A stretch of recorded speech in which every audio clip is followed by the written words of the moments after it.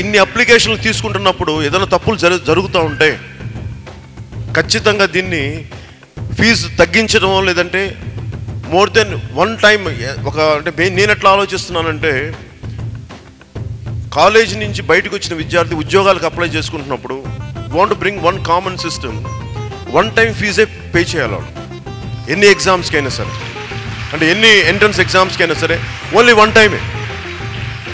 అంతేగాని కూర్చోబెట్టి ప్రతిసారి నోటిఫికేషన్ అనగానే ప్రతిసారి ప్రభుత్వం పిండేయడం చూస్తే ప్రభుత్వం ఒక దోపిడీ వ్యవస్థలో తయారైంది.